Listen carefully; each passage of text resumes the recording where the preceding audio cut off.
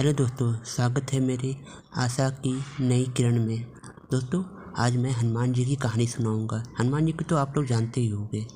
हनुमान जी का जन्म तो एक अनोखा जन्म था।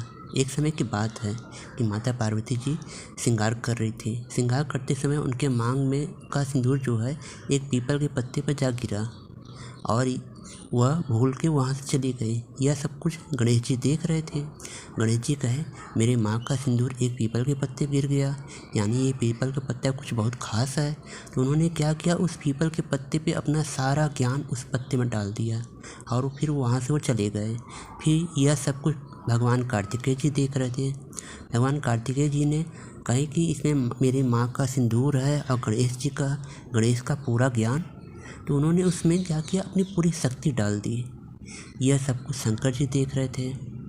कहें उमा का सिंदूर, गणेश का ज्ञान और कार्तिकेय की शक्ति, यानी यह पत्ता अब खास नहीं है, अब बहुत ज़्यादा खास है। और उसे जो है एक जीव आस में रूप बना के अपने अंदर समाहित कर लिए और उसे अपने अंदर सारी शिक्षा देने लगे। जब उसकी सारी शिक्षा पूरी हो गई तब उन्होंने पवन देव को बुलाया और कहें कि जब त्रेता युग में माता अंजनी तपस्या करेंगी तब तुम उन्हें ये दे देना। तब वो जो है कि वहाँ से चले गए। हनुमान जी को तो उन्होंने जब अपने घर में शुरू में रखा तो उन्होंने बस उन्हें रखा था, उनसे कोई लगाव नहीं था। नहीं कि हनुमान जी बचपन से ही बहुत चंचल थे। वो लगातार उनके साथ खेलते खेलते पवन देव का उनके साथ में भी बड़ा मोह बढ़ गया और वो उनके साथ में खेलने लगे और उसको अपने पुत्र की तरह मानने लगे। हनुमान जी बहुत समय तक पवन देव के पास उनके घर पर रहे और उसके बाद जब त्रेता युग आया और माता अंजनी जी की तपस्या सफल हुई तब उन्होंने शंकर जी के कथनानुसार वो गए माता अंजनी को सौंप दिए। उसके कुछ दिनों बाद हनुमान जी का जन्म हुआ। हनुमान जी जन्म से ही बहुत तेजस्वी थे, बहुत ही बलवान थे।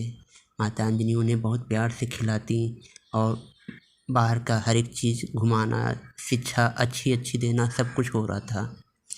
एक बार क्या हुआ, हनुमान जी माता अंजनी से बोले, माँ मुझे भूख लगी है, कुछ मुझे खाने को दो। माँ ने कहा कि बेटा मैं तो अभी खिलाई हूँ, अभी कुछ देर बाद मैं फिर बनाऊँगी। तो लेकिन हनुमान जी माने नहीं और जब घर से बाहर निकले तो उनको सूरज देव दिखाई दिए और वो उनको सेब की तरह दिखाई दिए। उन्होंने एक छलांग मारी और सूरज देव को निकल गए। सूरज देव को जब निकल गए तो उसके बाद पूरी दुनिया में अंधेरा हो गया। सब लोग इधर उधर परेशान होने लगे। भगवान इंद्र आए और कहें कि जो है कि तुम इस सूरज को छोड़ दो।